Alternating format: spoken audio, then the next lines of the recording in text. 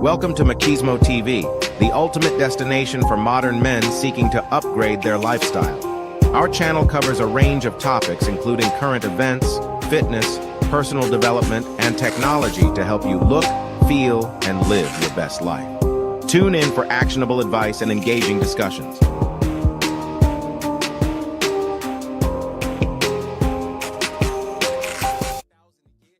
We the willing, led by the unknowing, are doing the impossible for the ungrateful. We have done so much, with so little for so long, we are now qualified to do anything, with nothing.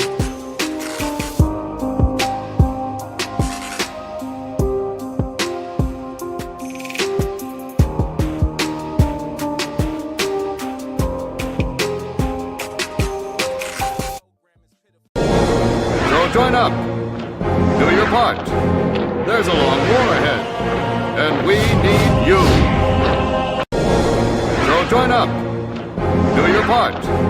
There's a long war ahead, and we need you.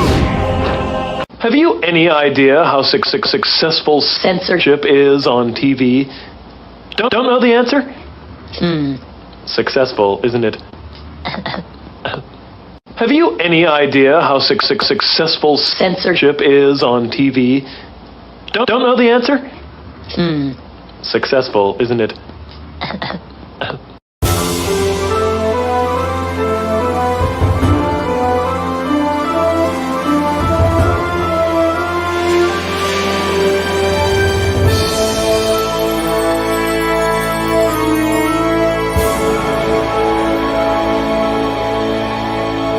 About how we can better ourselves and further ourselves, further your mind, you know what I'm saying? How you gonna wear my shorts when the last one's Please deep? be clear. This is How you gonna be in your love when the bag don't sleep? invasion. We Deep crash your feelings in the middle of the street. Fuck it up, fuck it up, fuck it up, fuck it up, fuck it up. When you was at your lowest, tell me where the hoes was at. When you was at your lowest, tell me where the bros was at. 3:30 in the morning, scroll through the color. Ain't nobody but the mirror looking for the fall off. I love when you count me out. I love when you count me out. I love when you count me out. I love when you count me out. My name is in your mouth. Alright, might be about you.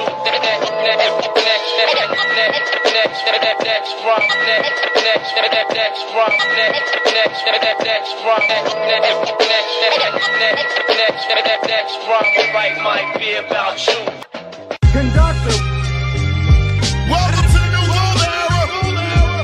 Yo, this that purple tape mix with Cody vibes. Hey yo, imagine getting murdered with the case of the Sub Village. It sure is. Yeah. DJ Drama. Hey yo, I'ma take it back to the ski mask Chanel. So yo, with my mouth, I can never fail. I can beat through you, I can tell you a tell. You ain't never ate rules, Chris in the cell. Everything ground, you moving at a pace of a snail. Supreme clientele, cause my cocaine pal is wrapped on the hype. My dope house well with Egypt, we in Portland's Carter doing well on a mountain. On big bitches on my bandwagon. Boxes cost 500, I got my pants sacking. If you had to drive 50 miles, you was in cracking. Back when I popped the Infinite, I had the less wagon. True story, I could get anything done. Runway, Gucci, jeans, shoe, hair in the blonde, Santorini, black sand, dick sucks in the sun. The top 3 and not 3 and 2, but I'm the Vanetta Love. See me, I'm the model type. Balenciaga Torty with the piranha bites. Ace rolls on ice. Hit you broad day, fuck you in the pole lights. Nigga, I'm dose nice. Returning the boom back with 2 million on the wrist. DJ Drama. Yo, Tom Brown sailor, surrounded by Trump paraphernalia. I dare you to step to the guard, you be a failure. Bitch, all my niggas live from the east, by the court, gangsters, boy. Got a fresh 15 who throwing aces. I'm stepping on your chick, drum automatic, and don't forget to switch. Hold up. Now spin the block on you niggas. Just hold up. Hey yo, ain't nobody fresher, that's word to my hymen. Brains everywhere on the wall, go get some comment. Back to back, going Perry on about the vomit. Hanging out the hard red ghost with the chopstick. Everything I see you niggas, yeah, I never rocked it. But the little Vans burn a hole through your pocket. I ain't see the Mark 3 engagement, stop it. Shake that shit, bitch, shake it and chop it, man.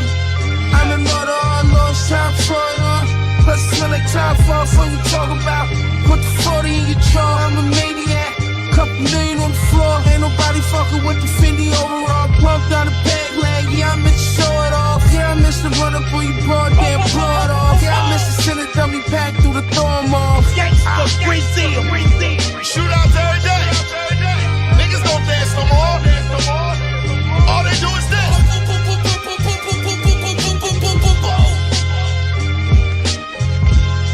Super Fly Guy.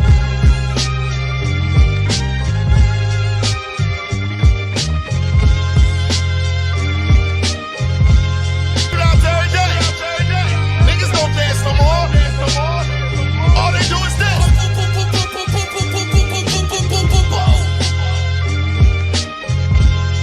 Super Fly Guy.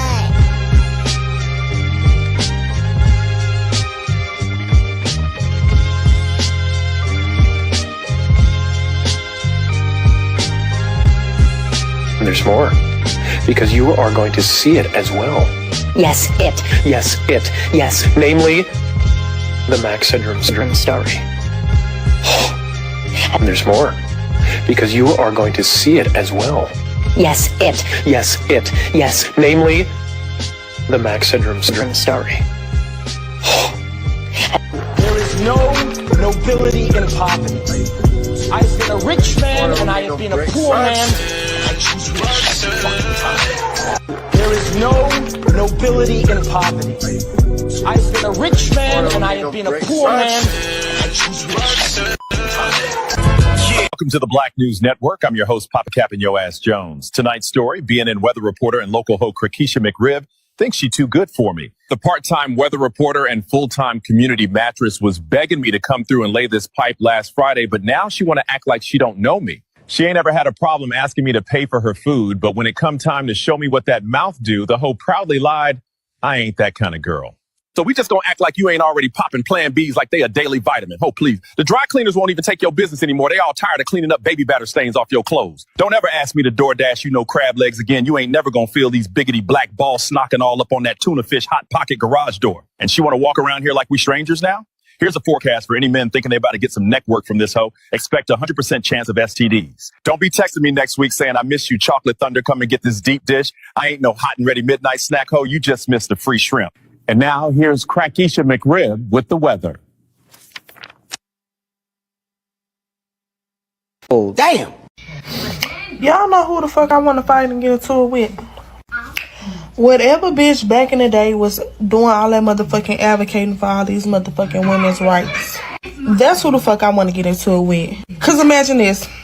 Back in the day, you don't gotta do shit. Your man is gonna take care of you, take care of your kids. All you gotta do is stay home, keep the house together, and take care of everything. That's it. You don't gotta get up. You don't gotta do no hustling. You don't gotta do nothing all day. And imagine a bitch just going outside, advocating, screaming and hollering, talking about, I wanna work, I wanna work, let me go to work, I wanna work, And I can't just walk away and leave you to all this. Come home. You're here at last. I've been waiting a very long time for this. Ma'am, I agree with you completely. The problem here is that most women have been fooled and taken in by a scam that they don't even realize is occurring.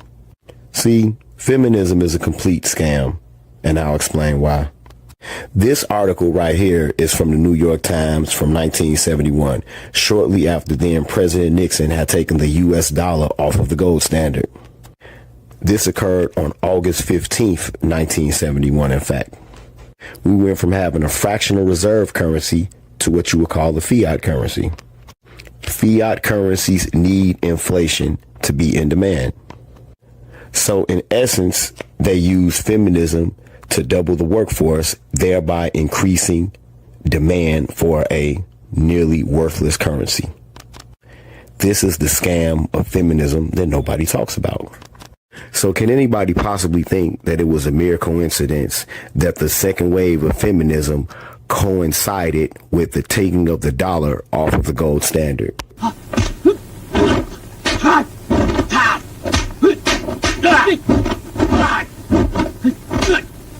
Now remember, President Nixon took the dollar off the gold standard on August 15th, 1971. This photo with Gloria Steinem and Dorothy Pittman Hughes was taken on October 17th, 1971.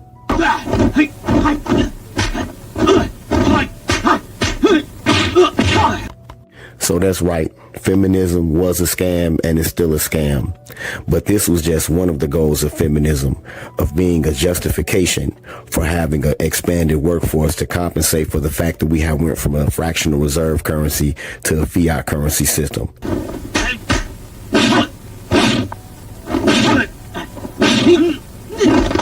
So for all you women that believe in feminism, you're being conned every day of your life. Enjoy your black pill. Peace. Oh, damn. Let me tell you something. The world, it don't owe you a fucking thing. Not respect, not success, not even a goddamn thank you. You want it? You take it, or you shut the fuck up.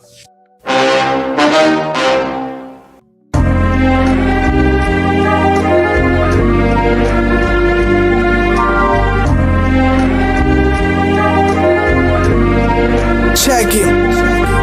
Multi-grain bread with the mayonnaise spread. Vegan cheese, spinach leaves, ain't no meat on my shit. Reading How to Eat to Live by the Honorable Elijah. They asked me if I still eat pork. Now Cypher, I've been civilized since I was in diapers. Real hood nigga just trying to live righteous. When I do a show, you know my fans gon' be the hypest. Ice World niggas be the motherfucking livest. We made it through the storm like cancer survivors. My team gon' eat till we all get the itis and pull up in Ferrari 488 Spiders. My head on the swivel, watching out for the snipers. They wanna do me like Chinks. They wanna do me like Harold at the light for them gold Cuban links. I don't pump fake, I put my life on these beats. On the road to success, I've been driving for weeks. This that top floor balcony rap. This that Harley Davidson bike with your girl on the back. This that fly shit, no cap. This that travel all across the world and go to every place on the map. This that top floor balcony rap. This that Harley Davidson bike with your girl on the back. This that fly shit, no cap. This that travel all across the world and go to every place on the map. Oh, damn. Niggas ain't fucking with me, man. On decorations. But the white boys had told all them French gals that we had tails. Then they found this ignorant colored soldier. Paid him to tie a tail to his ass and run around half naked making monkey sounds.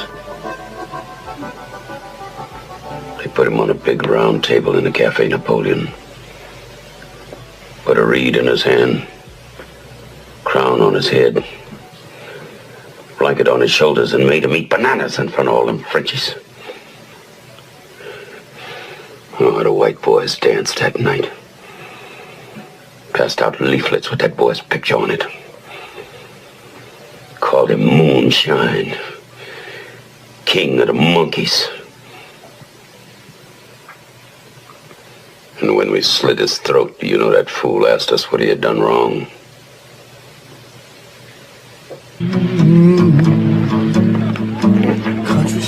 My daddy told me we got to turn our backs on this kind, Wilkie. Close our ranks to the chitlins, the collard greens, the cornbread style. We are men, soldiers, and I don't intend for our race to be cheated out of its place of honor and respect in this war. The pupils burn from the gaze of the sunlight. Trying to go legit this time with no gunfight. Straight flights to Ghana. My man got the gold connect. Bow-legged dude with chicks on deck. He got Navy sailors moving their crypto specs. Maybach Hummer, sound like a discotheque. His brother Stan blew off his own hand. He's in the mausoleums, couldn't show his wrist back on. It's in the Coliseum. The monster's out, straight down in the opera house. Scorpion pendant, red stone in a lobster mouth. Diamonds embroidered in the China wear. Speaking through Tesla phones, tucked behind the ear. Snow White Royce, guts red with lasagna chairs. Scarface party was raw with mad lines in there. Everybody holding, rock wallers, mad nines in there. Hitters with gold fronts frontin', what's the concierge? 50 years of hip hop, New York is the mascot. City is the backdrop, one more you can holler at me. You can holler at me. That I gotta be the best of all. That's just cut and dried. I'm the best. Whether you like it or not, you're looking at Woo, the greatest, the best looking man, the best dressed man, long limousines, jet airplanes, custom made clothes, and any woman in the world I want, just like that. You know why? Let's face it, if you're not carrying the big gold, you're second best no matter what you tell yourself. So gear up, ladies and gentlemen. Get used to it. Who you're looking at, the man. Woo! The almighty, the legendary West Side. Hallowed be thy name. Are you really ready? Fly God himself. You're looking at the man. Woo!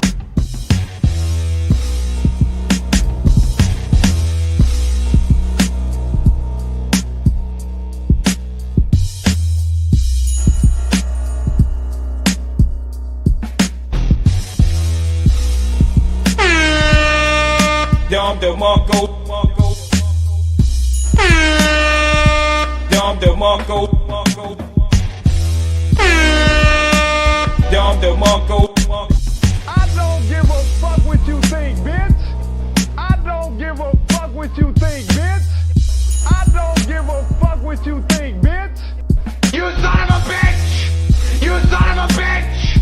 You son of a bitch! You son of a bitch! Because we're in a fucking gynocracy, god damn it! Because we're in a fucking gynocracy, god damn it! You're now rocking with the hottest DJ. With the hottest DJ. Dropping banger after banger. Bring it on now! This is your girlfriend's favorite DJ. Yes! Spinning on the ones and twos. Check it out. The dopest beats are ready.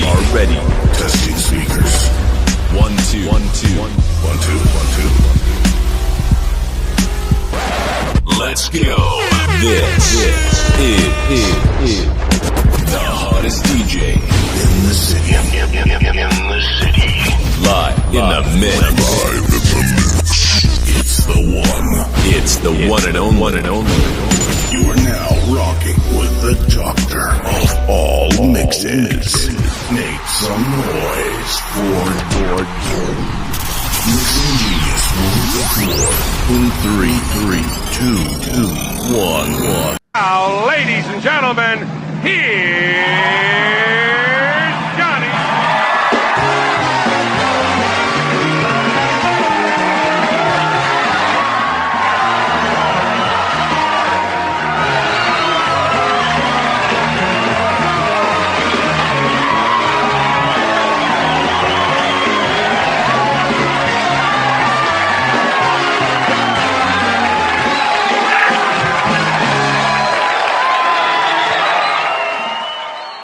Show will begin now.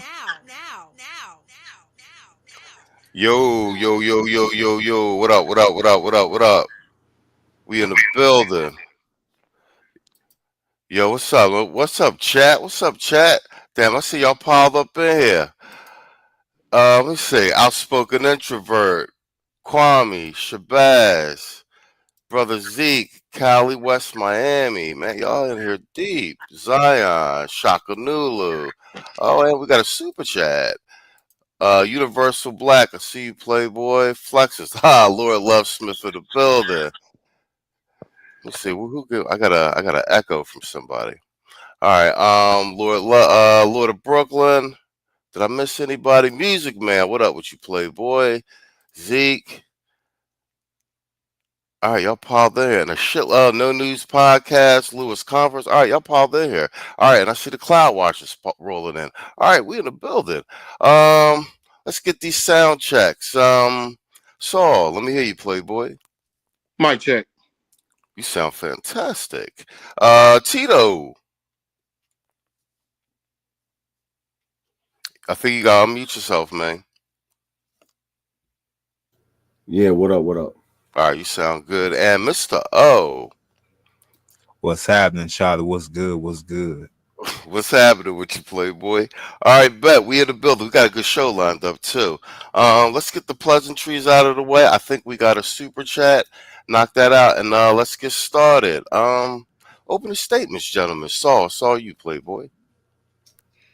Well, I know that tonight we're gonna cover, I would say, some what I would call some much unexplored territory, and obviously, maybe we can introduce some talking points to countermeasure some of the bullshit that we're gonna start seeing more and more of. You'll see. All right, bet. Tito, that's all you got. Opening statement for the chat, the replay gang, sir. Yeah, man. I'm still waiting to see. We're gonna get into it later about what Nike's gonna do. Because this is sending a really what they doing right now is sending a really fucked up message to Black American men, straight up. And it's also weird that at the same time that they doing this, they having a documentary that they about to have on Tubi that they made with the tennis player Naomi Osaka, but they keep prominently displaying her with her child without the father of the child. Exactly. Exactly. It's almost like Nike is on this same anti-black male shit as everybody else, while simultaneously riding on the backs of black males. No, I agree with you 100%. All right, good. We definitely gonna have a piece of that conversation tonight, and those talking points are actually making its way across all social media channels.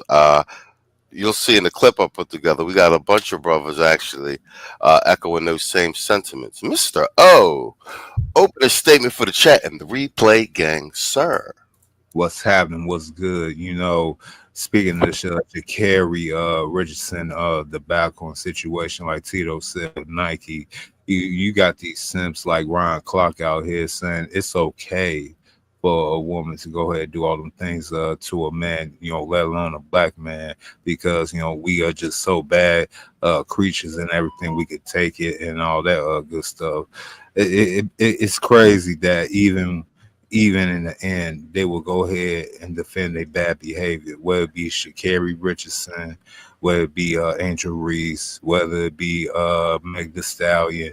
These type of guys will always push the they'll move the goalposts and keep us black men looking weak, very, very weak globally.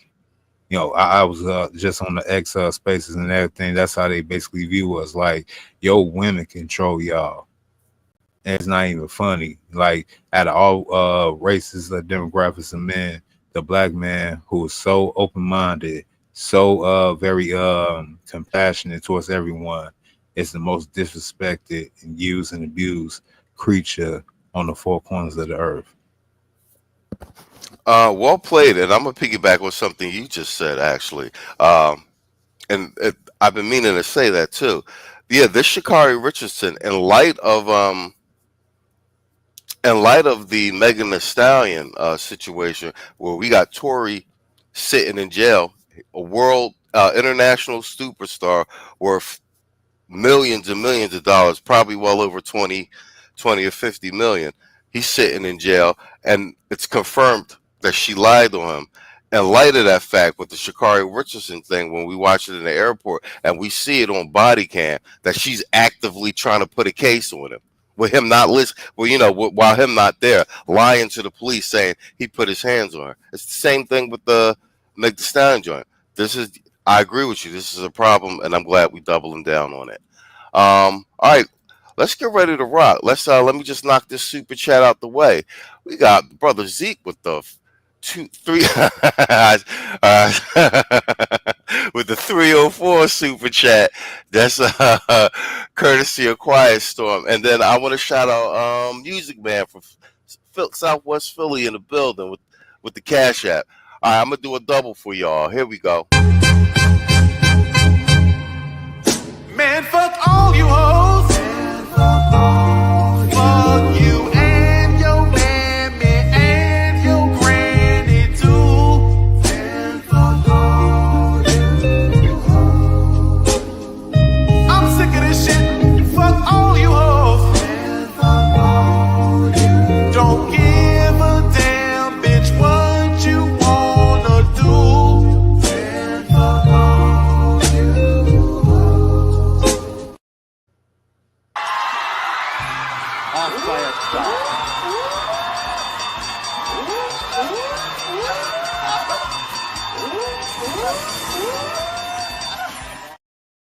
So, Keisha, what's a high-value man to you? A man that gave me 10 kids, 3 evictions, $10 on Cash App, and still pull up in a Nissan Altima that sound like it got asthma.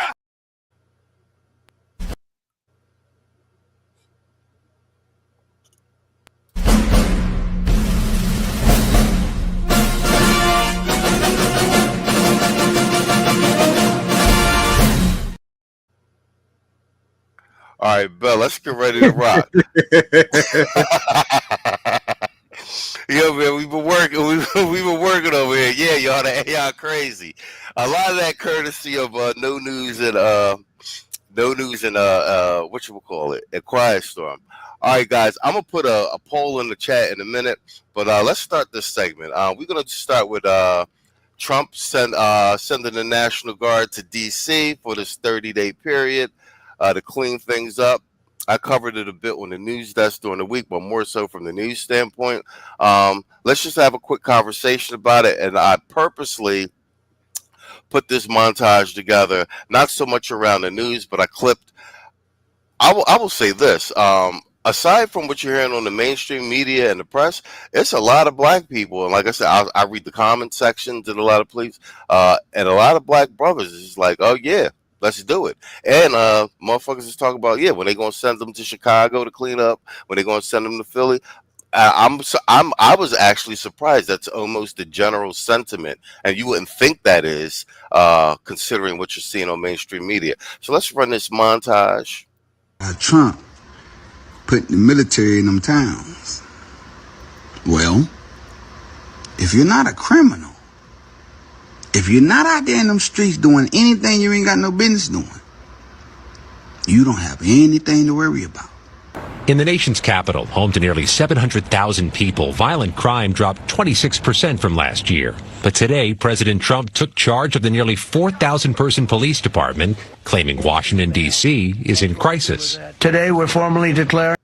And real quick, every time they report that story, they also fail to report that the person who was reporting the crime stats got fired because he was altering the numbers to make the crime stats look lower. A public safety emergency. This is an emergency. This is a tragic emergency.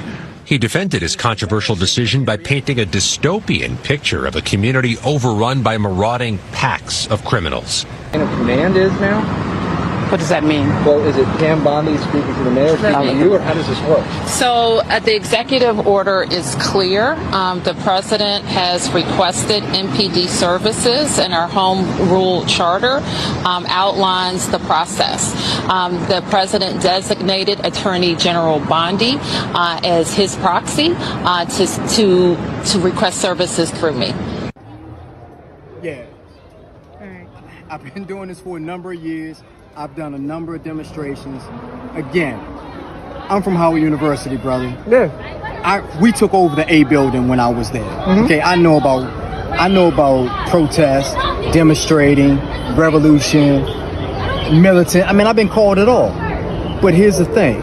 But I'm also practical, man. I'm an older, wiser man. So the bottom line is screaming and yelling. What does that accomplish? It's not having a conversation. All right, guys, breaking news. This just in, and it did not take long, but President Trump has just ordered the National Guard into Washington, D.C. to, in his own words, help reestablish law, order, and public safety. So down the city is quiet as a church mouse, yeah. I came all the way down Pennsylvania Avenue this morning. So peaceful, yeah. I don't smell no weed, yeah. I don't see no homeless people. I mean, I came all the way through the southeast side, all the way down here. You can see now I'm at the White House jump, man. It's quiet, yeah. It's a shame that it takes somebody to have to sit in your classroom in order for you to be in order, yeah. Because that's what it feels like, yeah. You gotta be babysitted to do your job, yeah. Stuff been out of control for years. You gotta do better, yeah. You gotta do better, yeah. And mainly, yeah. Everybody tripping about Trump putting the military in them towns. Well, if you're not a criminal, if you're not out there in them streets doing anything you ain't got no business doing, you don't have anything to worry about.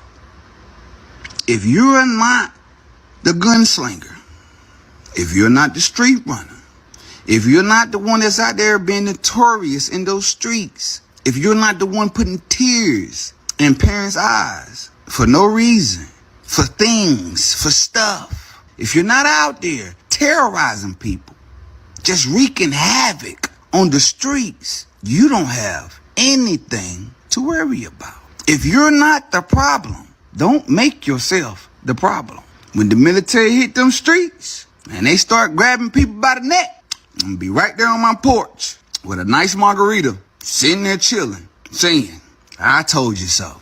I mother freaking told you so. All right, bet. That's the end of my montage. But I put that together for a reason. Like I said, I'll be clip farming.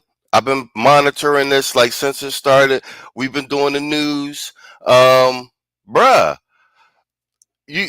It's a lot of leftist liberals and all that, blah blah blah. But it's mad black people being like, "All right, cool, that's what's up." Like, you know what I'm saying? Like, I was surprised. I thought it was going to be maybe half and half, but what have you? Oh, Gala Knight with the $4 super chat toward the night's goal. Let's just knock that out the way before I address the panel, so we don't get derailed. Because we about to get into this convo. My point being that I was. I don't even know, pleasantly surprised, but I was surprised. So many people was like, yeah, let's do it. Yo, kids, they need to know I'm here to fuck you. I don't wanna know your name, yo, kids, they need to know I'm here to fuck you. Get the fuck on, ain't no shame. I'm here to fuck. I'm here to fuck.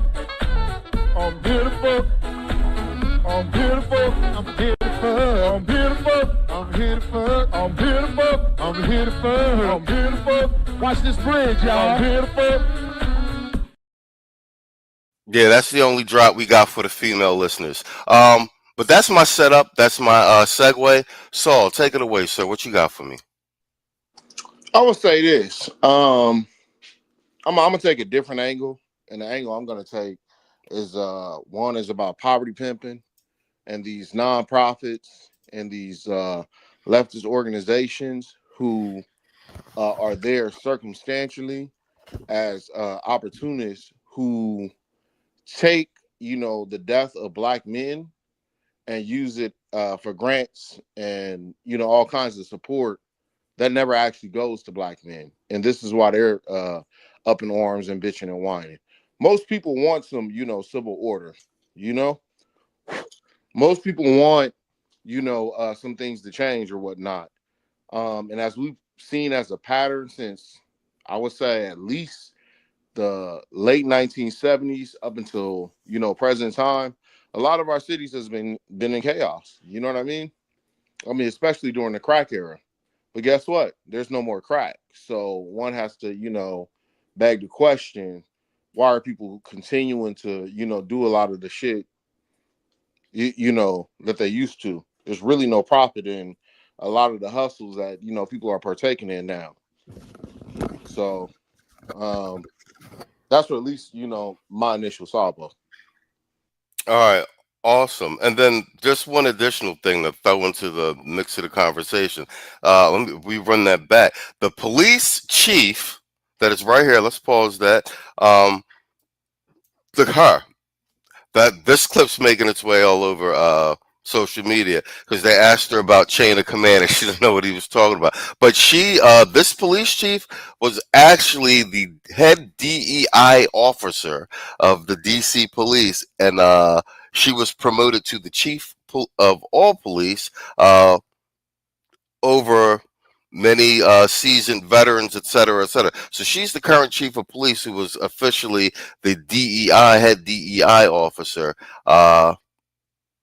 And we've got the Keisha Mayer. So you draw your correlations between the spikes in crime and all the additional problems with this DEI police chief in charge and the altered crime stats, et cetera, et cetera. Tito, all yours, Playboy. With all of the hand wringing and clutching the pearl theatrics, I don't know if these dumb motherfuckers realize that the DC in Washington, DC stands for District of Columbia, which means that it's basically the exclusive territory of the federal government. The only reason that they have a municipal government and all of that, and the police and mayors and all of that, is because the federal government doesn't want to be trouble with the day-to-day running of the city. But other than that, it's federal territory.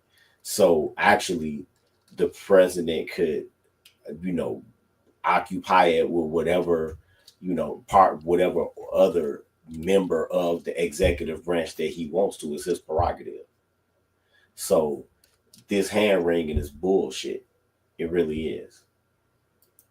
And it's also hypocrisy, because when Obama was in and he wrote that NDAA bill, these same old baby boomer boule niggas was talking about he need to send in the National Guard. These thugs is just overrunning everything. They that's what they were saying. Facts. That's what they were saying. But now, when Trump is doing just on a smaller scale what you want Obama to do, now it's 1937 Germany. Man, get the fuck out of here.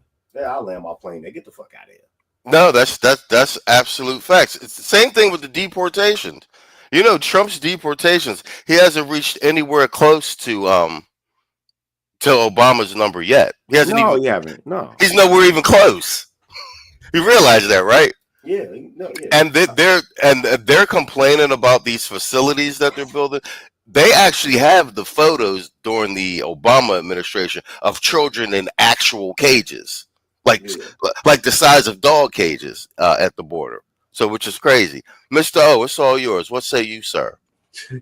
Yeah, I'll just wait for them to go ahead and show up in Chicago. You know what I'm saying? See, that's what I'm talking. See, all right. See, you from just the preface, Mr. O from Chicago. That's what I'm saying. I've been hearing that a lot. People being like, "Well, let us know when they come into Chicago." People of Philly be like, "Yo, they need to send them down to Philly," and that's what I'm saying. That was just my only thing. I'm actually surprised that's almost not the general sentiment, but it's a lot of the sentiment. Go ahead, all yours.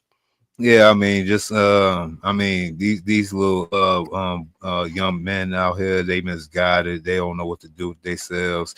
Their parents really don't know what to do with them either, along with themselves. Of course, you got about 4 or 5 generations of arrested development, misguided people, and all they want to do is just trying to find a way to avoid boredom.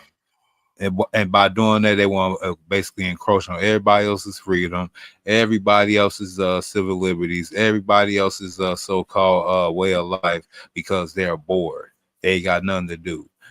Yeah, crack might be gone, but the remnants of it still hangs around. These crack babies, these former addicts, again, they are bored. They are just don't have nothing else to do but cause all types of mayhem and effery around town. And it's not just a race thing. A lot of brown, white, even some Asians be out there. You know what I'm saying? But they ain't gonna put the cameras on them. But let's keep it black. We're gonna keep it black. They want to go ahead and want to have a reason to go ahead and say they could do this because the world is racist, the world is this, the world is that. But ironically, you still destroying your own neighborhoods. And like y'all said, y'all just want another George Floyd incident, another Philando Castillo, so y'all can go ahead and have an excuse to go and destroy, loot, and give people the reason to call us what they want to call us, animals. Yeah, so yeah, go ahead, bring back some type of balance of law and order back into the equation, because without it, look on the screen, you're gonna see a whole bunch of that, and really, look, this is y'all leadership. Keisha with a 1995 shortcut and Jar Jar Binks, and this chick look like Jar Jar Binks from the Star Wars franchise right here. That's your this is your leader. I guess it's better than Mayor Mohawk, but I'll pass the mic. All right, well played. That's the same. Anybody else want a piece of that? I'll jump to this next joint. All right, bet. I didn't know about this. Tito sent me this before the show. He said he wanted to cover this this U-turn jackknife shit in Florida. Apparently this dude's here illegally got a CDL license and is driving, and apparently he don't understand the traffic signs, and he killed all these people in Florida, and which is crazy because that's in light of Trump passing the bill that all this is.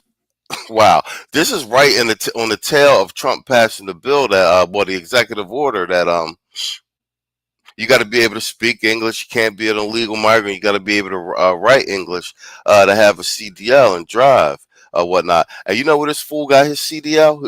Because mind you, he's not a citizen. Got it in California.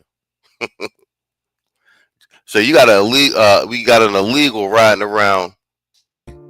And one reckless U-turn turned into a tragedy that killed 3 innocent people.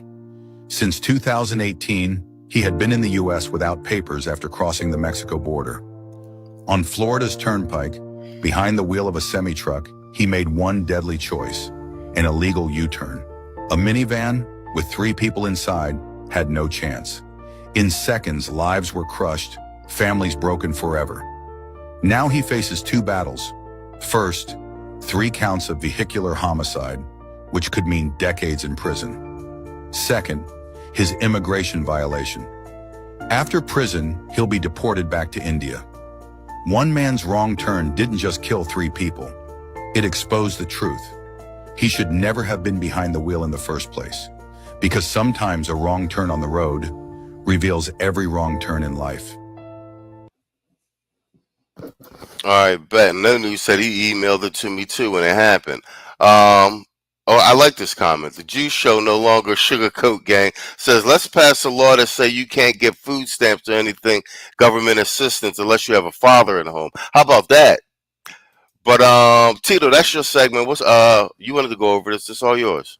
Yeah, I'm gonna try to show some self-restraint here. I'm gonna try to, but this musty motherfucker right here that you see on this video, let me tell you something. I don't want to hear white people complain about a motherfucking thing because they knew about this. I don't want to hear them complain about a motherfucking thing. Let me tell you something.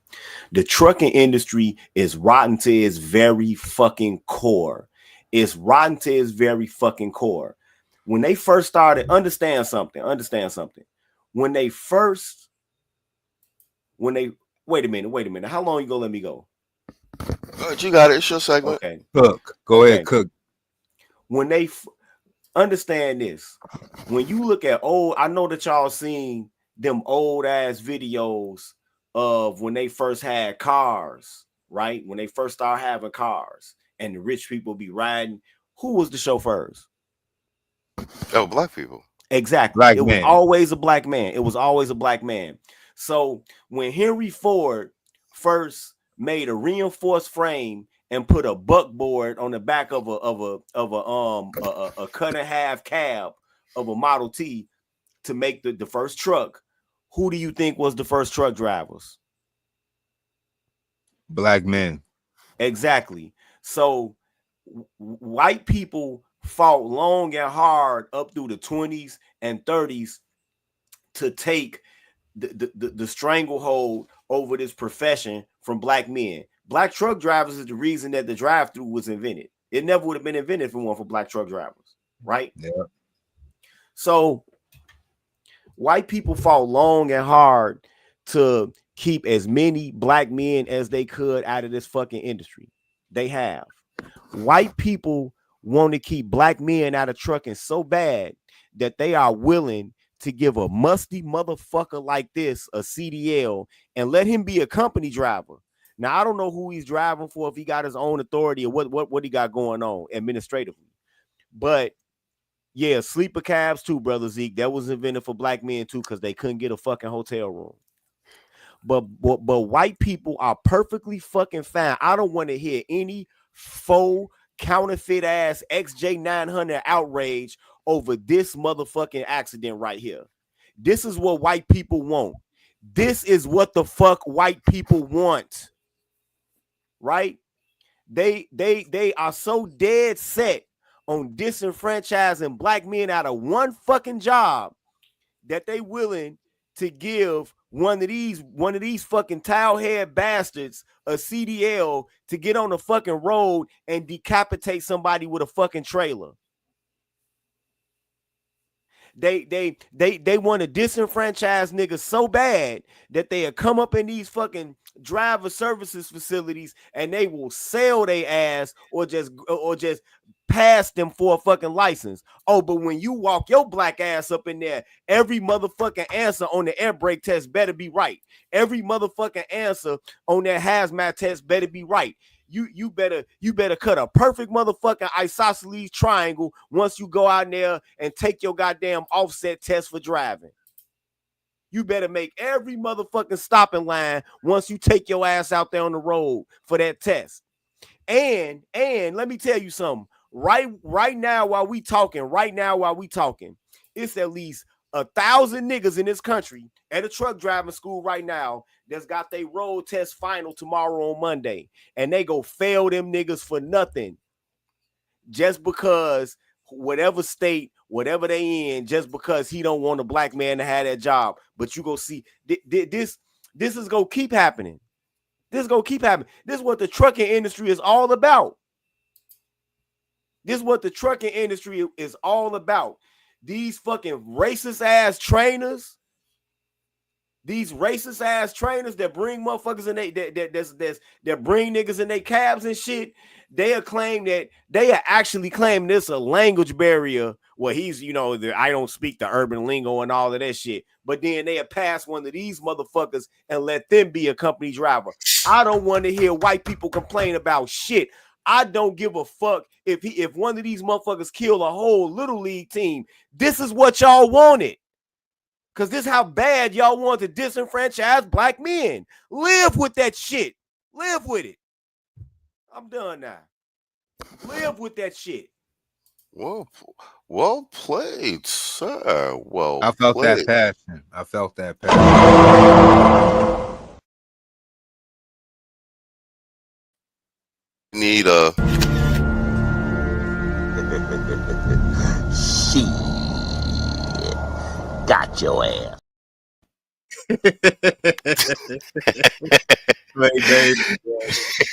We need a Clay Davis up here. So you want a piece of that before we pass it to Mr. O?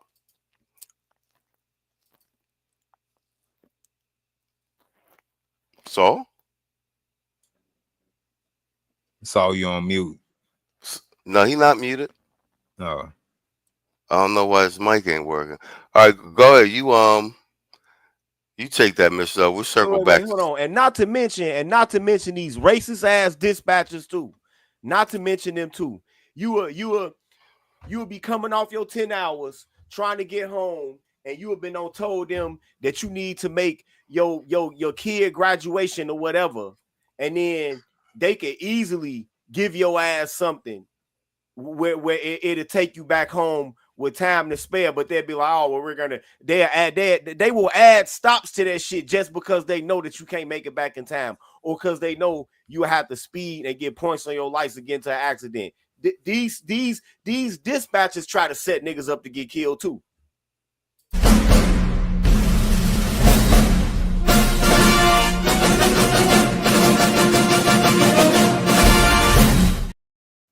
Wait, and not only that, the FBI knows that in some of these podunk white ass towns that they are hunting and killing black truck drivers. They know that. They know it. And they not doing shit about it.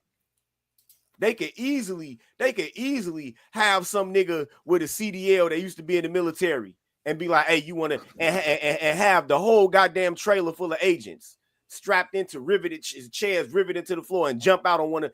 They won't do nothing about it. But then them same motherfuckers that'll talk shit to you in a truck stop, they will watch one of these nasty motherfuckers wash their feet in a fucking sink and won't do nothing about it. They'll let some nasty ass Somalian or Indian or one of these other groups of people with bad hygiene.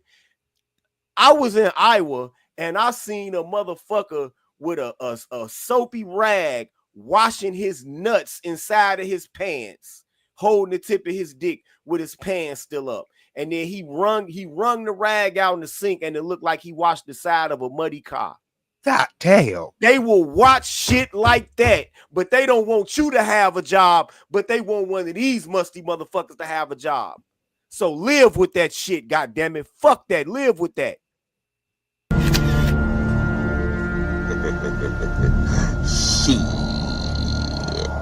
Got your ass.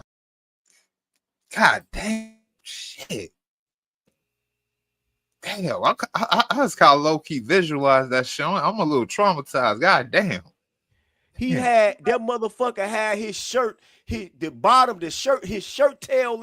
He looked just like that. I am the captain now, motherfucker. He had his motherfucking shirt tail in his mouth with soap all the way up to his motherfucking chest, washing his balls and his stomach with a filthy ass fucking rag, and the bathroom smelled like it smelled like some grilled onions at a fucking Maxwell Street. And when he wrung that rag out, it looked like he was washing a car, man. That was my introduction to life on the road trucking. What you call it? Yo, Saul, you back?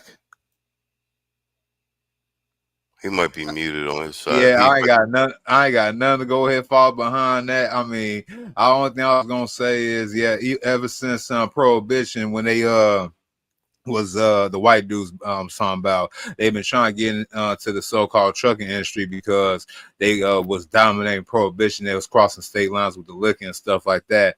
And once that was over with, they say, hey, I might as well go ahead and take these same skills that I was doing with Al Capone and the mafia and go ahead and cut the so-called N-words out. And that's why when every time they used to basically do all them shipments, they do all them shipments.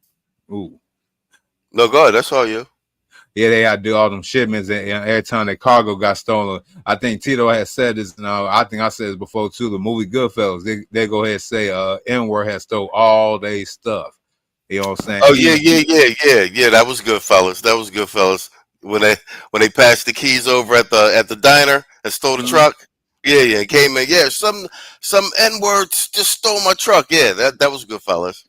Yeah, but that was real. You know, say Tito talked about it. I talked about it. A lot of different other content creators that talked about it. Even said low key they was trying to say the black truck drivers stealing other people's cargo or stuff like that. Yo, so they've been trying to go ahead and exit us out of the industries that we helped build because they didn't want to do it. You know what I'm saying? Like carpentry, plumbing. You know what I'm saying? There was black dominated professions. Now the white boys, they want to go ahead and ask these new up-and-coming Gen Zers to go into these professions because they was like, oh, we can't afford these. We really don't want these niggas to get these professions. These Arabs, these Indians, these Hispanics. It's a language barrier. We've been trying for decades to get that shit. What's the name? But just ain't gonna work. We just gotta find a way to get these young boys back into the skill and trades while making it seem and that's what they've been trying to do for the last 8 years. They've been trying to go ahead and get the so-called quote-unquote bread and butter of America, aka the white dudes, to get back into the profession that they supposedly already been dominated, but they let it go. And I passed the mic. Try to set up a trade school somewhere and see what happens. If you got a whole bunch of just black boys going somewhere, all of a sudden you're going to have zoning problems. You're going to have building code problems. You're going to have feminist bitches trying to sue, talking about why you won't let girls in.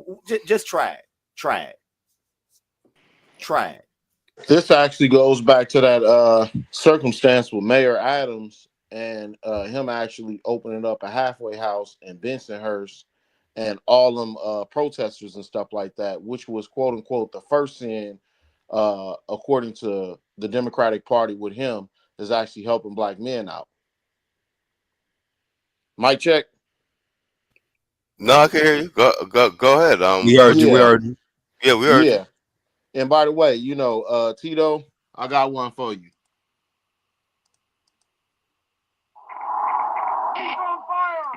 Hey, on some real shit. On fire, like for real. That's exactly how it go. You know what I mean?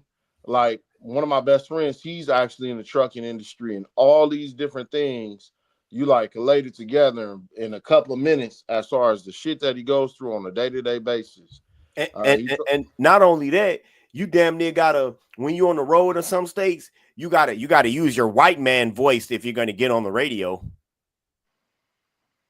Yeah, I've been driving in a tornado before, and it was a brother that had to be like maybe 15, 20 miles behind me based off of the mile marker, he said, and he was asking about the weather ahead. You know, is anybody, you know, it's the border between Illinois and Wisconsin, where Jamesville goes into Rockford, right?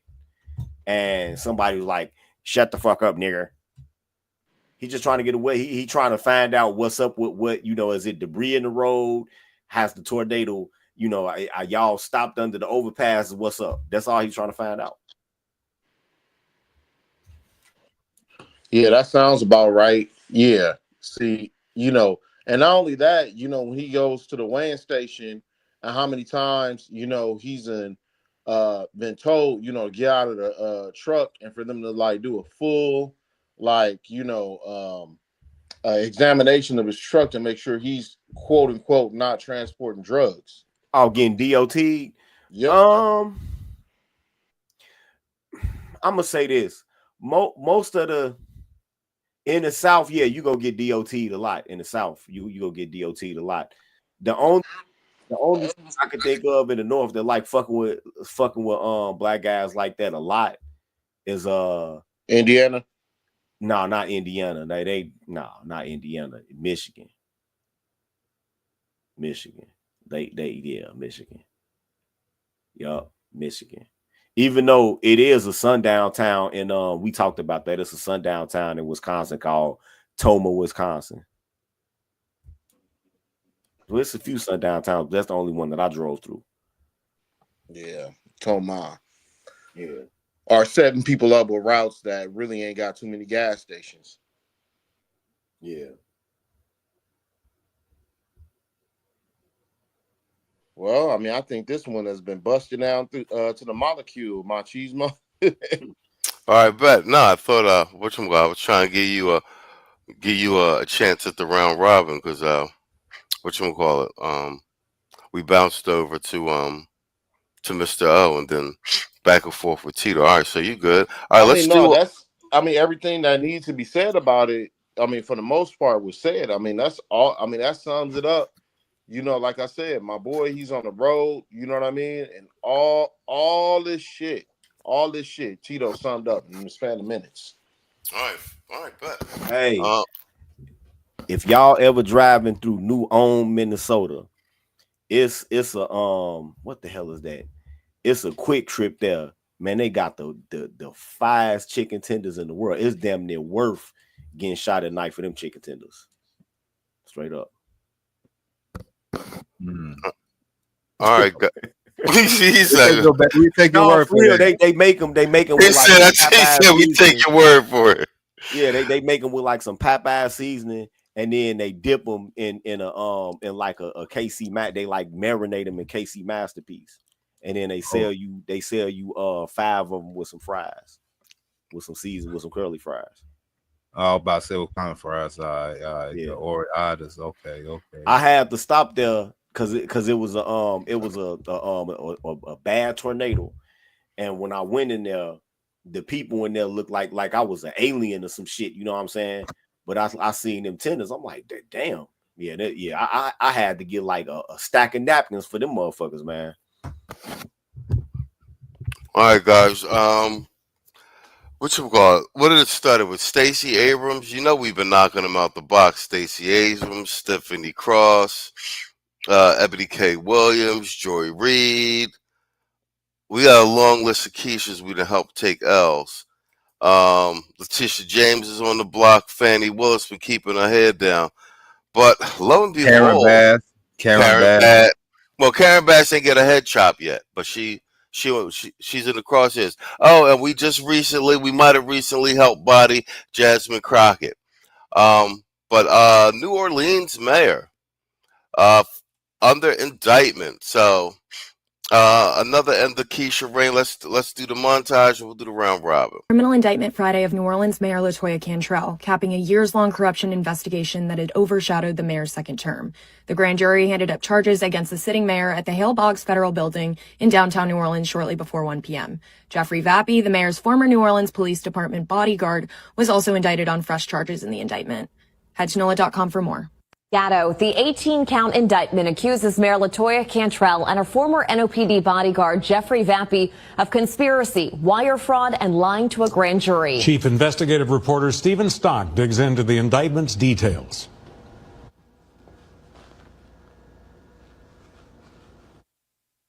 The indictment alleges Cantrell and Vappy took 14 different trips together to places such as San Francisco, New York, Martha's Vineyard, and Los Angeles, costing city taxpayers more than $70,000 just for Vappy's travel expenses, separate from Mayor Cantrell's own travel cost. According to the indictment, around October 2021, Vappy went to Scotland with Cantrell and later sent her a WhatsApp message, which is a free encrypted phone messaging app. Vappy's message allegedly said the Scotland trip was, quote, where it all started. The indictment also points to another message Cantrell sent Vappy. The times when we are truly alone traveling is what spoils me the most. The feds allege beginning in October 2021, while carrying on a personal relationship, Cantrell and Vappy attempted to disguise it by making Vappy's interactions with the mayor appear to relate to his official duties. The indictment says Mayor Cantrell canceled a fall work trip to Miami in 2022 and instead booked a personal trip to Martha's Vineyard to spend time with Vappy while he attended a conference as a representative for the Housing Authority of New Orleans, HANO, a position Cantrell appointed him to serve. The indictment includes WhatsApp messages from the trip to Martha's Vineyard. Vappy messages, hey baby, I'm going to go to lunch with the guys and come be with you at the end of today's conference. Later, Cantrell, so that is about 3:30. You will be done? Vappy, meaning we get out earlier. Cantrell, let me know about where for lunch to make sure I'm out of sight. The feds also say they have messages between Vappy and Cantrell planning a trip to a conference in California.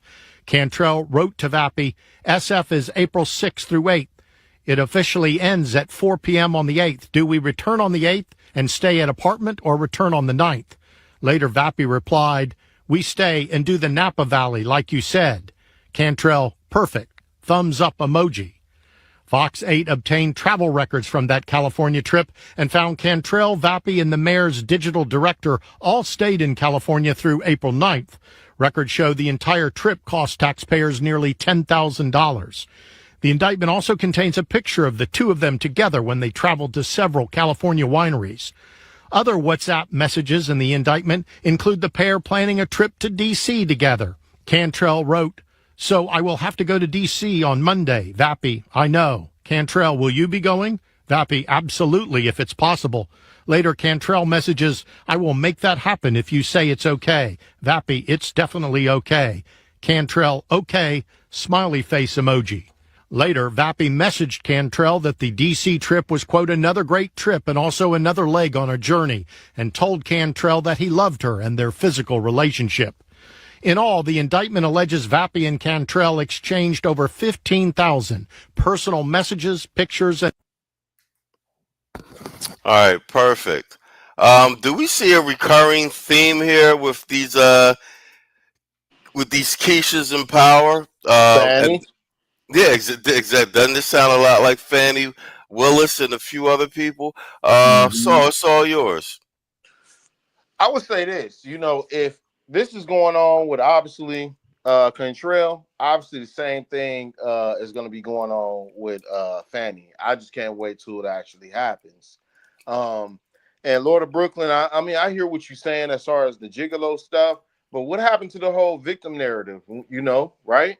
Because if the shoes was on the other foot, we already know, that chick will get the double bag and claim that somehow or another she was coerced or, by virtue of his position, it was powerful and that she had to worry about her family and this, that, and the other, and actually get a settlement from the city as well. You know what I mean? So what's with that? You know what I mean? So I think what's going to happen is they're going to get the charges. He's gonna probably be reassigned or do something else if he gets to keep his job. You know, for that matter, they may even charge him as a co-conspirator. Right? He's not gonna be considered the victim. He's not gonna quote unquote have a family to think about. Right? So forth. You know, so there's a subtext of that too. Not like that. But you know, do society see Black men as inherent victims too? Because this is a position of power that this lady has. And I'll land my plane there. All right, well played. Tito, you want a piece of that? Holy EEOC Batman. No. He can, if he wants to, he can cite a disproportionate power dynamic, and I'm sure he can pull up many statutes of case law where, even though it seemed to be positive communication between the man and the woman, was when the woman was the one, you know, going, you know, riding the coattails, he will have no problem with that in today's climate, right? Even if he have to go into district court with it still, this is definitely, he definitely got an EEOC case if he wants to do that, but I doubt that he will. But this right here, stuff like this, y'all got to understand. This is, nobody should be surprised that when they get empowered, they do things like this. Look at the things they do when they don't have hardly any power, any money. Look at all of the LPNs that's got like niggas sleeping on the couch that work at car washes or that's on parole with no job. Right? This is what they do. This is nothing but a modern day reenactment of, you know, being a Black female slave owner. That's all this is. That's all. It's the same. It's the same power dynamic. It's the same like weird ass dominatrix based damn near relationship or reverse sugar mama, whatever you want to call it.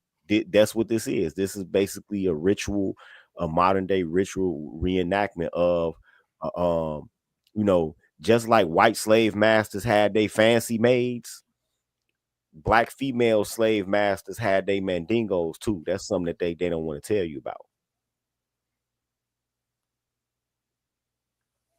Okay. You landed your plane there? Yep. All right, bet.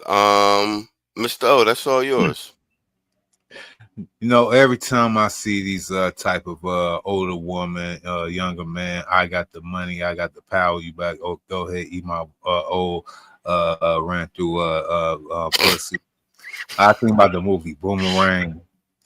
You know, Boomerang was ahead of its time. You know what I'm saying? You had Eddie Murphy. You know what I'm saying? Marcus Graham, and he was trying to really seal the deal with this company ran by this old has-been chick by the name of Lady Eloise.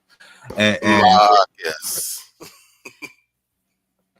See, a lot of women think they can go ahead and pull that off. You know, you see it in media in today's standards. There's a lot of Lady Eloises in positions of power, and they have like this penis envy type of mindset that they want to go ahead and basically think they're doing what the men will be doing to them. So it's like a two-way gotcha, but it's only hurting their reputation because still just like a woman, they won't leave too many ways of paper trails. You in a position of power, you getting pictures taken, you leaving messages, doing all these flagrant things, canceling things at the last minute, and you supposed to be the damn mayor. That's one. Two. You don't take heed to reading the news or seeing what's going on. You still won't be that one woman, as I said, that like, I don't care about Fonnie Willis. I don't care about the other man out there in what was that, Oakland? That was Memphis. I think it was another one in Memphis. I don't care about the ones out here. I'm the bitch right here in New Orleans, and nothing gonna happen to me. And that ego will always get you taken out real quick. Probably come before the fall, and you've seen with this New Orleans mayor right here, right now. I hope it was worth it. And this is what your DEI, your taxpaying dollars pay for. Blue city, blue liberal motherfuckers. And I pass the mic. No, I think you guys are spot on with that.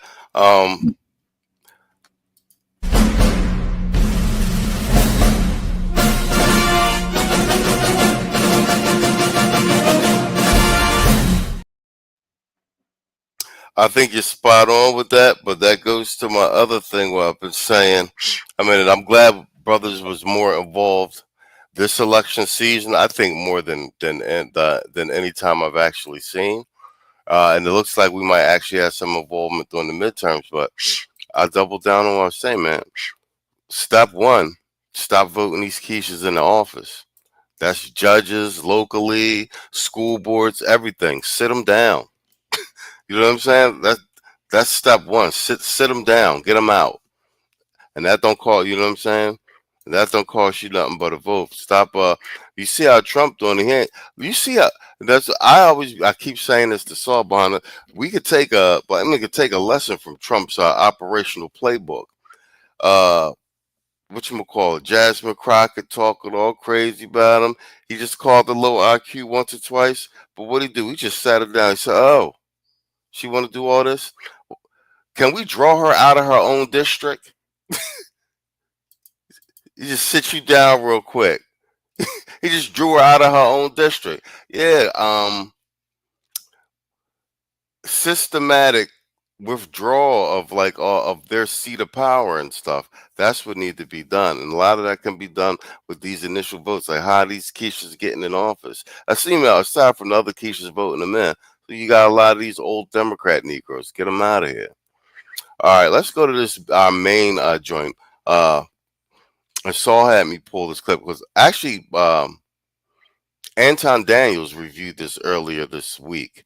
And we were saying this a while ago, after the election and even leading up to, that they was going to swing around, they was going to double down and double back on men in general, black men in particular. We've been covering that with the Manosphere hit pieces, stuff of that nature. You had the quiches going at us real hard and the old Negroes, but we said it was all because the Democratic Party in particular, like I always be saying, it's a party of liberal white women and quiches, and it's a backdooria. And we've seen Obama float the "you need a backdooria mail around your son," and I don't think it's any coincidence. This next clip we're going to play, and we're going to see a lot. This is the backdooria astroturfing, and I think we're going to see this is going to about to be more prevalent on social media. You're going to see these posts that look organic. So this is a Rainbow Ranger, and it's on purpose that it's a younger one. But if you listen to him talk, you're going to hear you're going to hear a bitter Keisha, and you're going to hear remnants of Cynthia G. And we're going to let Saul take the top of the feedback on this. We're actually going to play some and then pause it. I edited it down, but let's go. Just earnestly acknowledge that I do have a vendetta against black men. I feel like eternally I am almost destined to have a bad relationship with men, from the fact that no one in my family knows who my biological father is, and the only father figure I had was a traumatized alcoholic who just tried to force masculinity onto me, and his excuse was trying to toughen me up and protect me from the world. A black man treated me like shit in order to prepare me for how the rest of the world would treat me. And apparently that's being a father. That's the only example of a masculine energy I ever had in my presence. And then I go into school and black men are just bullies. And they bully me in such a specific way that makes me feel like I don't deserve the identity of being a black man, because I am not existing as a black man the way everybody else, other black men are existing. Black men have rarely ever been kind to me. And I had to eat it every single year of my fucking life, because if I treat black men the way that I'm treated, if I make black men feel the way that they make me feel, then I am petty and vengeful. I am vindictive.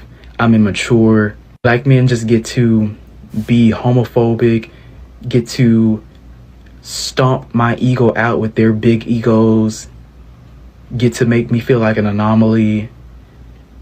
A black man has never not described me as anything other than weird. A black man has never, like it specifically hurts because I've seen black men, the same black men that would bully me in school, treated other people so kindly and so nicely, especially if it was a girl, or especially if it was one of his homeboys, it was somebody he played football with, somebody he played. I'm literally putting myself in danger, in like physical danger.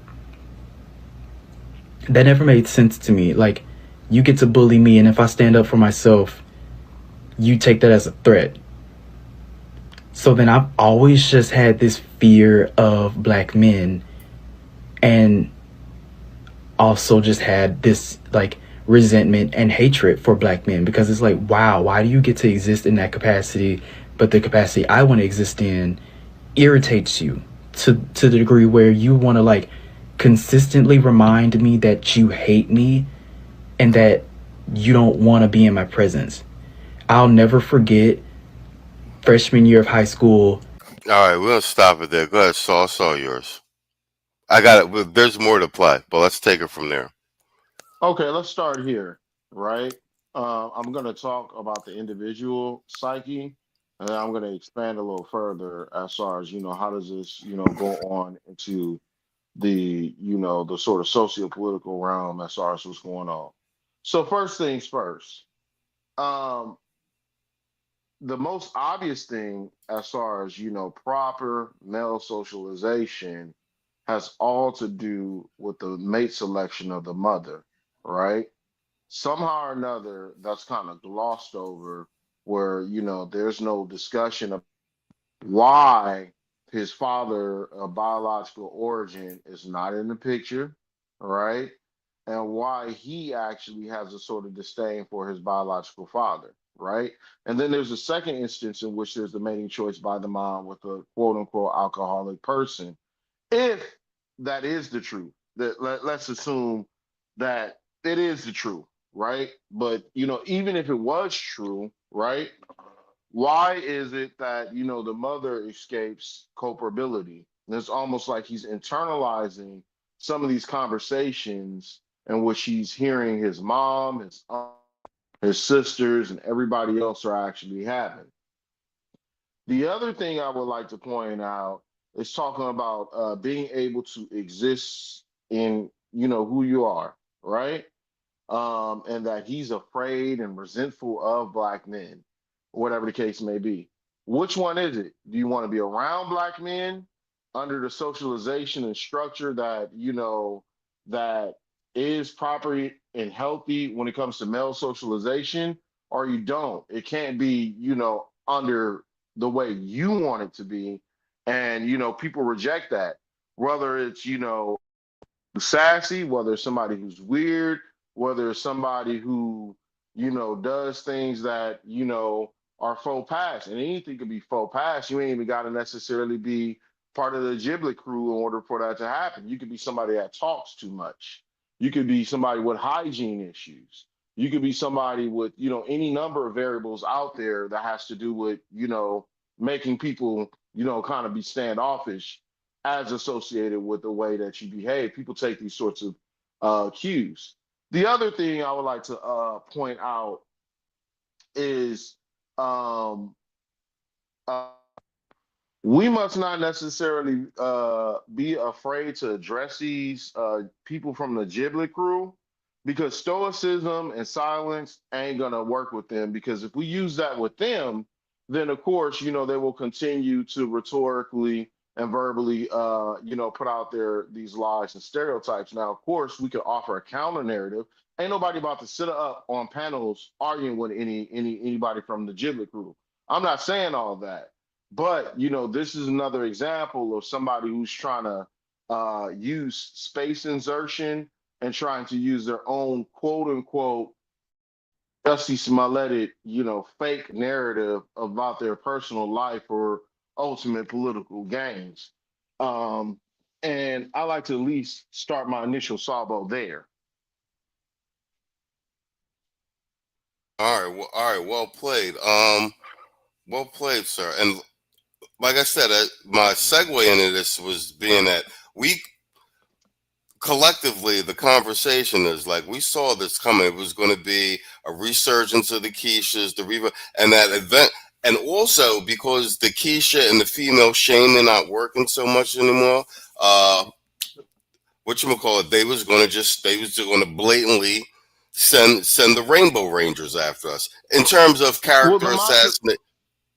Yeah, well, the mantra is okay if I quickly interject.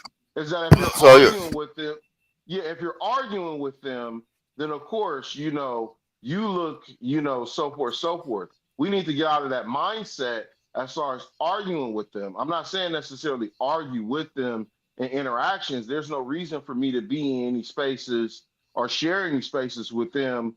That's the whole reason of SOSA, stay out of straight affairs.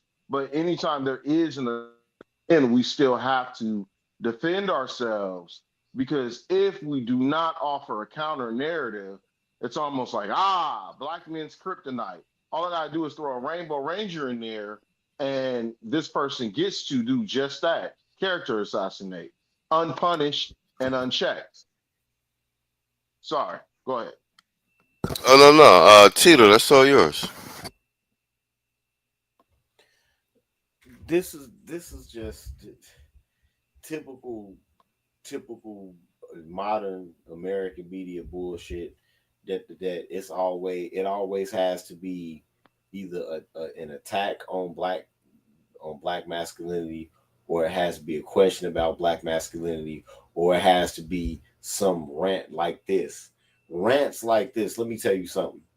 When you see rants like this either being patronized or sponsored or magnified and disseminated by the media, even if it is just alternative like social media, what they are doing is that they are trying to make sure that the liberal is internally mobilized against so-called black men. That's why they always love to have these testimonials like this from these sweet ass boys about, what a black man was supposed to have done to them or whatever, because this group is one that they, teaches pets or whatever. So this is why they will always do this. Because regular rank and file people, or people that's like, conservative leaning independents or Republicans, ain't gonna give a fuck about this issue. You know what I'm saying? This is tailor-made to aim at liberals right here. This is tailor-made to aim at liberals. And let me tell you something else. This dude right here at best is like 23 years old. Now I know damn well in the time zone that he grew up in, it wasn't no real gay basher like that. Facts. He's lying. That story is more applicable when we went to high school. Exactly. When I went to high school, it was this little dude named Denny, and everybody knew that he was gonna be sweet.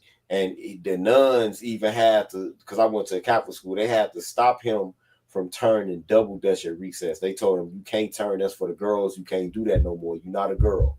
You got to go play football with the boys, right? And so one day, when I forgot, I think I was in 5th grade, this nigga gave another boy in our class a Valentine's Day card. And that caused like an outrage through the whole fucking school when he gave him this Valentine's Day card. And they had like sent them home, and then the other boy's mother that he gave the card to came up there and damn near had a fucking nervous breakdown because people didn't like that shit back then. Right? Man, he came back to school the next day, and they was like, hey, it was just a whole bunch of boys like in a mob, like in front of the school. And I was trying to get like walk around and get the door, and somebody grabbed me like, hey nigga, come here. And so it was a tall 8th grade boy in the middle of the circle. He was like, hey man, we go beat that nigga Denny to death tonight after we get out of school. And when we get out, we go try to beat that nigga to death. And I just started laughing. And then so they looked at me and they was like, ain't you his friend? I'm like, hell no, I ain't his friend. I'm not his friend. And they was like, yeah, but he think you his friend. He was like, matter of fact, when we mob that nigga, if you don't swing on the first nigga, you gay too. Damn. Yep. And so when school let out 3:15, I looked at him and I was like, man, I'm sorry. And I cocked back and busted his motherfucking nose. And everybody stomped him. That's how they treated dudes like him back then. And I know he didn't go through that, so he lying. No, that's what I'm saying. That's the this. If you listen to the script, there's more of it. But once again, it sounds very similar to that other crisis actor that was on Tamara Hall and on that PBS. It's like they got. It almost sounds like they got the same script writer, but this one might have just been a bitter Keisha who wrote his script.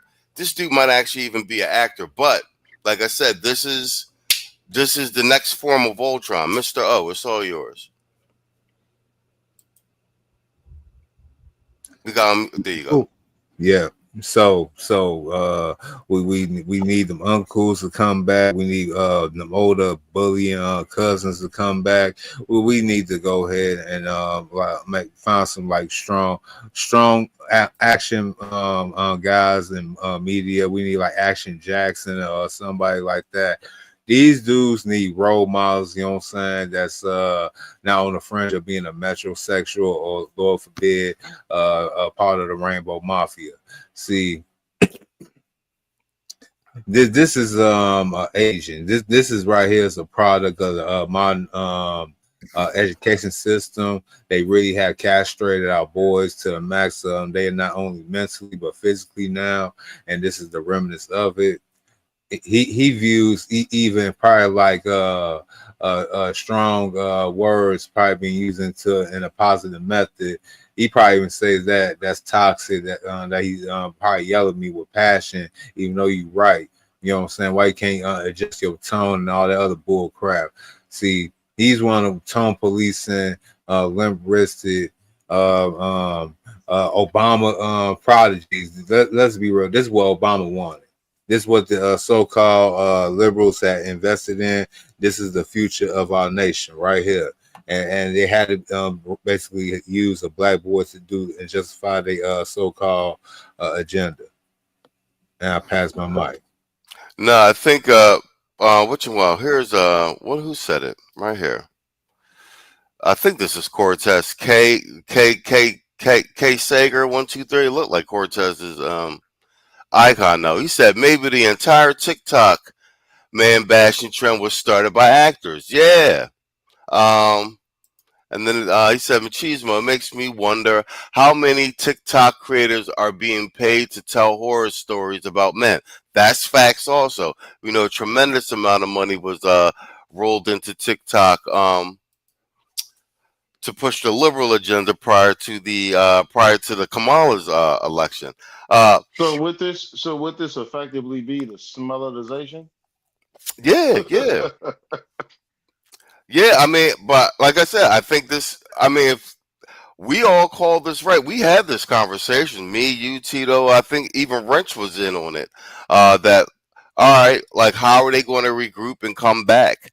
And like I said, at some point, when they get desperate, really, when the shaming tactics don't work or whatever, or they're seeing the polling numbers get funky, the last phases, they was going to send, the Rainbow Rangers. And like I said, this isn't just like, there was always like, the shaming joint, like so many of these dudes are down low, like the fake outing and the fake accusations. But this is a higher form of this now because it's narrative based. And I'm gonna play a little bit more, so you'll be able to hear it. You'll be able to hear like some of the Cynthia G talking points, some of the typical black male misandry, and that he keeps repeating. And I don't know if you noticed, like every other word is black men. Like he's purposely framing like this is the but he's reinforcing. He sounds like it sounds like like the old bitter quiches that we always hear. It's those talking points, like someone wrote the script.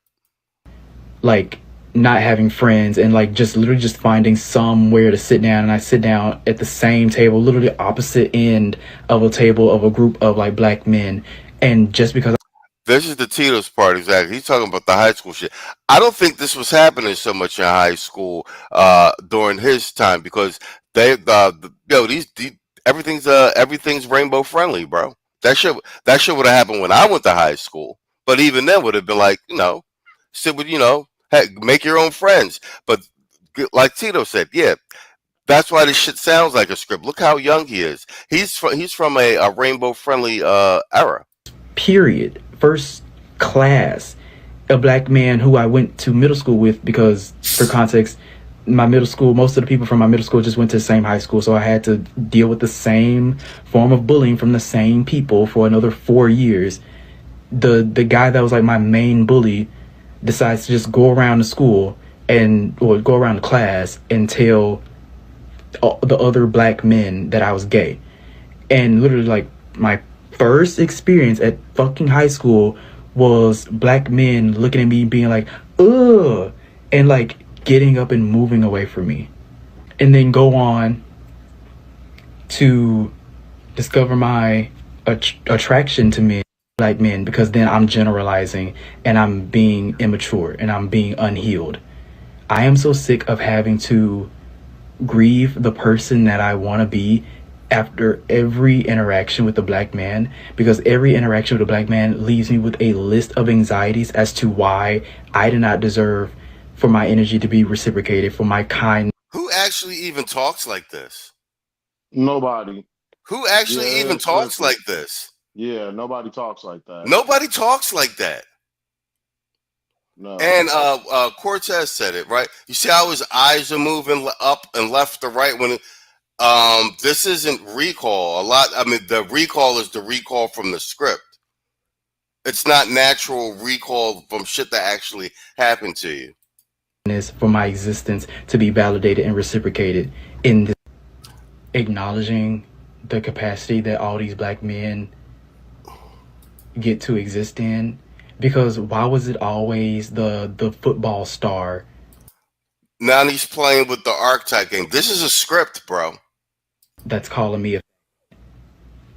Why was it always the super smart black kid that's super handsome, all the girls want him, and he treats me like shit?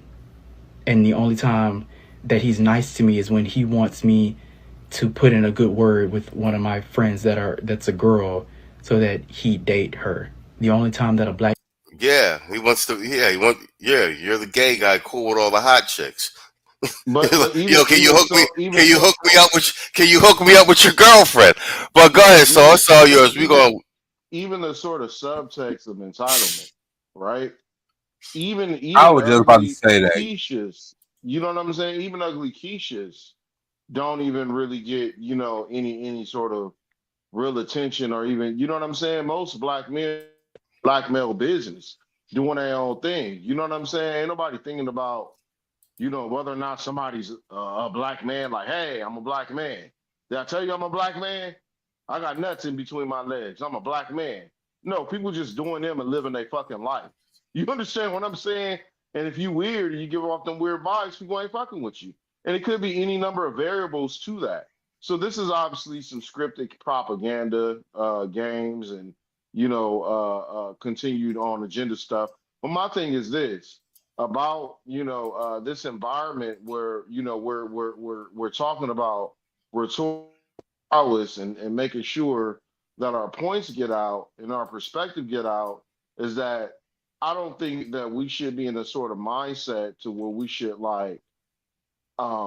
not discuss these things and debunk these kinds of things. Of course, there's time and a place to kind of disengage. Like, I'm not sitting up, like I said, on no panel arguing with no giblet person. I'm just not. You ain't about to, Umar me. You know what I mean? But the points within themselves, we need to address. You know what I mean? I mean, as this dude sounds like the very archetype that they put out against quote unquote incels. He's upset because he doesn't have access to black men. You are upset with black men on one aspect, but at the same time you want access just as much as these young ladies will have. Like, what kind of unrealistic crap is that? I mean, I'll land my mic there. No, I like what Cortez is saying. He keeps saying black men because it's a psychological tactic to make the words stick to your subconscious, kind of like Umar. Yeah, like I said, no, I'm in agreement with that too. That's some social engineering shit, and we're seeing more of it. Tito, all yours.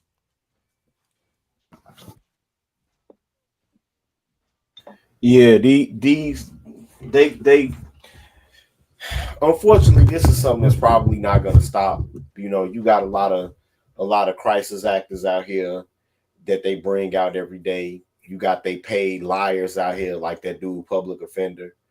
You know, that dude public offender actually had a live saying that the Republicans were trying to reduce the nationwide marriage age to 14.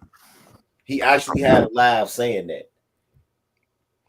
And he was taking advantage of low information niggas. It can be no federal age of consent because that's subject to the 10th Amendment. That's up to the voters in each state, like but people believed it. You know what I'm saying? This is what they're gonna keep doing. Unfortunately, this is what they're gonna keep doing. And the sad part is that most people nowadays are so lacking in critical thinking skills and so given over to emotional arguments that they would just take what he said at face value and wouldn't even consider, like, wait a minute. As young as you are, I know damn well when nobody getting down like that. As young as you are, I know damn well that the worst that them dudes was doing to you at your school is just not talking to you. They wasn't like actively harassing you because they knew that would be the end of their fucking scholastic career, period. Yeah, exactly. Or they might even be subject to criminal prosecution. They might even be subject to criminal prosecution. Yeah, that's what I'm saying. They're a protected class now. Yeah, they're a protected class now. Believe that shit, man. Get the fuck out of here. Ever since what was his name? Matthew Shepard. Ever since then, they've been protected. What's the name, from hate crimes? They protected from the media. They actually get promoted before actual straight black men in all areas. But you want to go ahead and say we do all these atrocity, bad things again. Crisis actor, hoax actor, MK Ultra, probably even. And I found that Iran, they want to come and start lambasting and keep on bombard us through the media and social media now after the election. This is crazy. All right, bet. That's your plan, Lane. Yep, that's my plan. All right, bet. All right, guys, we're at the 1 hour 38 minute mark. We're making good time. Let's knock out this last little segment. We're gonna do this Sha'Carri Richardson montage video real quick, and then I want Tito wants to talk about how she has maintained her Nike sponsorship and what that means. We're at the 1 hour 38 minute mark. We're gonna do one round robin, get closing statements, and get out of here. Let's go. If they sponsor you as an athlete and you do one thing wrong, you're getting cut. So it surprises me right now that Nike still has Sha'Carri Richardson, or they just posted Sha'Carri Richardson on their website, front and center on the page, following her domestic violence arrest last week with her boyfriend Christian Coleman. Let's check that out. Right now. Okay. I didn't assault him though. Video cameras. I literally we were having an argument. I'm not resisting, so you don't have to argue. Christian, are you serious? Now, since the arrest, she has come out and apologized. Yeah, it's Sha'Carri, and more than anything, definitely a lot of self-reflection, a lot of understanding of not only putting myself in a compromised situation, but somebody. Okay, you have to be more, and you're gonna do better, and accountability, things that are good to say that, but we've heard before. It doesn't sound sincere. And compared to the list of people that Nike has de-sponsored for less, it's kind of a huge double standard right now. Like, they literally stopped sponsoring Kyrie Irving because of his intellectual thoughts. What about Adrian Peterson? What about Michael Phelps when he had that puff in his body?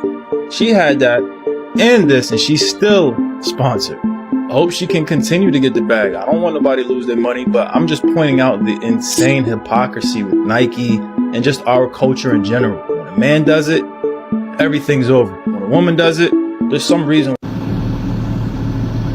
Oh, I'm not surprised Nike's standing with him. Got to know who Nike is. Got to know that a big corporation like that. See, you got to understand who the biggest consumers in the world is. Black women. Black women only care about black women. Look at the Andrew Reese situation. I'm going to break it down with the WNBA. Black women complain about the WNBA, but do you see black women going to the goddamn games? No, they only complain. Now, in this situation with Nike, if Nike cut Sha'Carri Richardson, do you understand the backlash they would get from black women? They can't have that. Flip it around. If this was a man and Nike kept this man, do you understand the backlash from black women? If this was flipped and it was a man? That's all yours, Tito. Yeah, that brother is right. So, okay. So, but he's right. But the tactic that I would like to use is to get like other people involved by saying, hey, y'all the ones who be talking about y'all got black fatigue, and part of the conditions that make y'all talk that type of shit is because of fatherless black homes, and Nike is clearly against the black family with them, you know, with them, because they got rid of Adrian Peterson because allegedly for disciplining his children the way that he thought that he wanted to, right? They dropped his contract for that. But with the Naomi Osaka thing, and then with this with Sha'Carri Richardson, yeah, they're against the black family. Don't even put black men in it. Just say they're against the black family, just to make them look racist. That's all. That's all you gotta do. Yeah, he right about that, but he only half right about them being the biggest consumers. Yeah, they are the biggest consumers, but when it comes to Nike shoes, more men buy Nikes hands down than women do in any race, especially black men. Like damn near every gym shoe I got is a Nike. Now I'm trying to figure out how the hell to either avoid wearing them or get rid of them. You know what I'm saying? All right, bet. So you want a piece of that? I think this will be a great opportunity to seriously consider, you know, another kind of testing one's might and power. I mean, we did raise a lot of hell over the election. We did raise a lot of hell over, you know, social stuff with Keisha. I think that, you know, if we get enough of us together, you know, saying boycott Nike, you know, I think that word is spread, and it might kind of force the you know, they're looking for this to go away. You know, they're looking for this to go away. But I think that if we were to, you know, put our efforts together, I think it's possible to put the pressure on that contract getting snatched. And don't forget Xavier Worthy's ex with Adidas too. I forgot her name, but she run track too, and she the same thing with Adidas. She got an endorsement with Adidas. The one that tore up his house and everything. After he had a private investigator follow her and catch her cheating. Oh yeah, that crazy chick. Yeah. Oh yeah, now I know what you're talking about. Yeah. The light skinned chick, right? Yeah. Mr. O, you want a piece of that? Yeah, I find that, you know what I'm saying, that Ray Rice, Chris Brown, you know what I'm saying? No guys get canceled, careers blacklisted or basically over with. And I think Tito has said that this was like all this happened before the so-called shoot. So Nike knew about it, and y'all still proceeded to allow this chick to still make money off y'all. Why? Because she's a black woman. Yeah, and Ron Clark, like I said before, guys like Ron Clark and other ones like this that want to sweep this under the rug, want to keep a narrative like, yeah, she did what she did, but just imagine, you know what I'm saying? It was a black man's fault. He did this. He probably should have just kept it quiet. She went out and did this. See, we treat them like spoiled children in society, and they think everyone's supposed to go ahead and look at them as such. But this is what caused all these so-called crimes in DC. This is what causes the ideology of the so-called mayor of New Orleans to think that she could be a boss chick, so she just arrested development like so-called Sha'Carri Richardson. You see how everything just tying together. We're dealing with the beat up of America. She's out of control. She needs to be handled, probably like put over somebody's knee and spanked. You know what I'm saying? Like a dad supposedly did to her. But I passed my mic right there. All right, fantastic, guys. We're at the 1 hour 46-minute mark. That's a wrap. Let's get closing statements from everybody and get us up out of here. Saul, yours. Well, I am actually willing to kind of try this thing out, see what's going on with a couple of memes, a couple of videos, whether it's No News, Red Sigma, a few other people, let us know what you got. We'll post them. Let's see if, there's a way we could post some stuff on Instagram. Let's see if we can enlist some other content creators, just to see how far this goes. You know what I mean? I think that, that network effects would, promote some level of a threshold to, to actually get it done. It's, see where this goes. Honestly, I'm willing to gamble with it, and it's not like, there's any sort of liability we'll have in it, because there's the tapes, and, people are coupling journalistic things from a facts-based standpoint, and two, people are like, hey, we're gonna have to punish the company by not patronizing them or supporting them by somebody with double standards and stuff like that. I'll land my plane there. Well played. Tito, it's all yours. You know what about that nigga Ryan Clark? Don't overlook the possibility that his coon ass, since he still work at ESPN, he don't want to do anything to offend Nike, since they a huge advertising partner. All right, but that's your full closing statement. But yeah, no. Sooner or later, when situations like this come up, if nothing is done about it, it's only going to get worse. It's only going to get worse. We have to do something to make people understand that Black men are human beings and entitled to self-defense and all of that shit too. This is kind of the same shades of what happened with Joe Mixon in his last days at Oklahoma, when the sissy tried to holler at him and he didn't want to talk to him, and the sissy's girlfriend ran in there and got in his face and smacked him, and he body slammed the ass, but he's entitled to self-defense.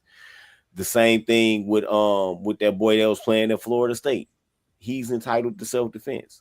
Everybody in the human family is entitled to self-defense, but then when you know you a black man, it's supposed to be okay for you to get bricks bounced off your head like Dr. King. No, fuck that. We're not going for that. It's not 1925, it's 2025. And they weren't even going for that shit back then. So it's never been a year.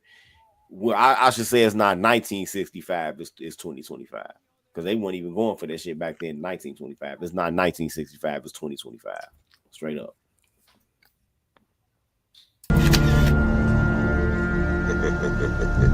Shit. Got your ass. All right, Mr. O, closing statement. We'll get the hell up out of here. Yeah, you know what I'm saying? We go ahead and cover all bases, you know what I'm saying? They black man, you know what I'm saying, whether you they want to go ahead and make you into the into a very closed minded some folk type of man because you won't want to accept the weak links of into our fold, then they want to go ahead and make you into a dildo. A very high class dildo in the city on taxpayers' money going around the whole entire country, Martha's Vineyard, all type of different places. And then once it's all said and done, they want to go and make it into a punching bag. You know what I'm saying? So they try and make all type of negative uses to you black men in the media and our culture, all types of media, but don't you fall for it. Don't you fall for it 1 second. For real. You know what I'm saying? We're going to boss up on going on to the midterms and at the election. I want to see all the numbers of us basically outshining all these so-called gatekeepers and people that have been trying to keep us out of so-called different industries, and we taking over the main one, the media. We taking over the other ones, you know what I'm saying? Logistics, medical, everything. So I just want to see what's going to happen the next couple of years with what other things they will have to go ahead and find to go ahead tarnish the black man's image and name. I just can't wait, but I'll land my plane there. All right, well played, sir. That is a wrap. So, Keisha, what's a high value man to you? A man that gave me 10 kids, 3 evictions, $10 on Cash App, and still pull up in a Nissan Altima that sound like it got asthma. All right, bet. All right, guys, that's a wrap. We at the 1 hour 51 minute mark. Man, I want to thank the entire chat for coming hanging out with us this evening. Cloud Watchers included. That was a really good show, man. I want to thank my panel for helping me do this once again, showing up every Sunday. And like to everybody out there, man, you guys could be anywhere in the world, but you're here chilling with us. We couldn't do it without you. Like I always say, I want to say good night and good luck. We'll see you tomorrow and at the MTV News Desk. Here's another classic.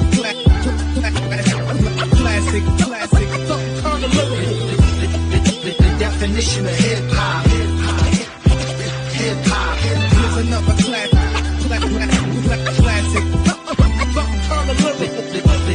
The definition.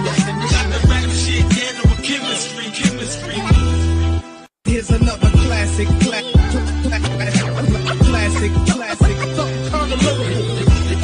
The definition of hip hop. Here's another classic.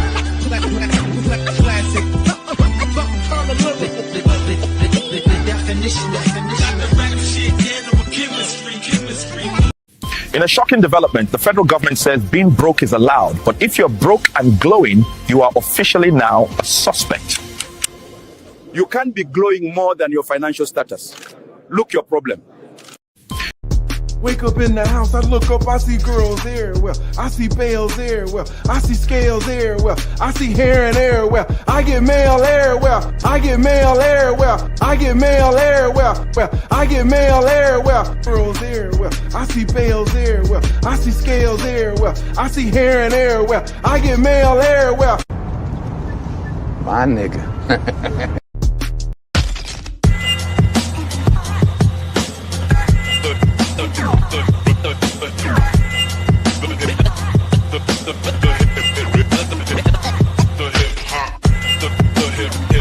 Every man walking this planet who's having a baby should have a DNA test. I don't give a damn if you married. I don't give a damn how mad your wife gonna be for asking her. It's not about her. It's about your own protection. If you're dealing with a woman who's opposed to it, it already lets you know the caliber of woman that you're dealing with. I have a son. You goddamn right I got a DNA test on mine, and we were married. Was she upset? Yes. Did she get over it? Yes. Would I ever get over the thought of me raising another man's son? No. Fuck that. I'll be damned. Oh man, I'm thinking this kid's not mine, but if I ask her for a DNA test, man, I think she's gonna be mad.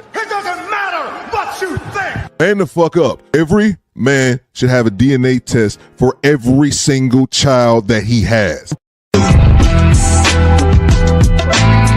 Salute the black man. I salute. Salute the black man. I salute. Salute the black man. I salute. Salute the black man. I salute.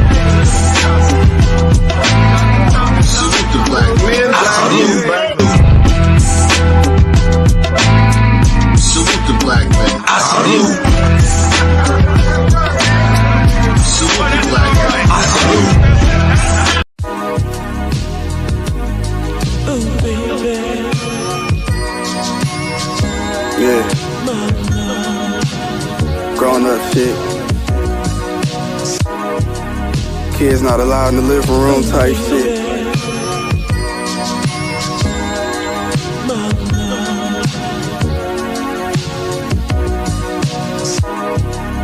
Fendi socks match the robe. The flyest nigga on the whole globe. My front gate got a whole code. Talking business on the phone with some Muslims out in Yemen in the gold dome. Fashion week and Athens, Greece, eating spinach with some old hoes. You old niggas broke and it shows. You gotta sell tickets to get paid for your shows. I get paid either way it goes. I get paid even if nobody goes. Bitches see me and say life goes. Your lady want me, that's how life goes. I might let her give me head, it depends on how the night goes. Got a stable full of white toes. Green beam on the top, I nicknamed that bitch the light pole. Tennis bracelet hanging. Hey, where's Stewie? That's tomorrow, and that is it for us today. Okay, I don't know. Whatever it is, it's not right on the teleprompter. There it is. We are going to do Sting, yeah. There's no words there. To play us out. What does that mean, to play us out? To end the show? Yeah. All right, go. In 5, 4, 3. That's tomorrow, and that is it for us today, and we'll leave you with a... I can't do it. We'll do it live. We'll do it live! Fuck it! Do it live! I'll write it, and we'll do it live! Fucking thing sucks! In 5, 4, 3. That's tomorrow, and that is it for us today. I'm Stewie Griffin. Thanks for watching. We'll leave you with Sting and a cut off his new album. Take it away.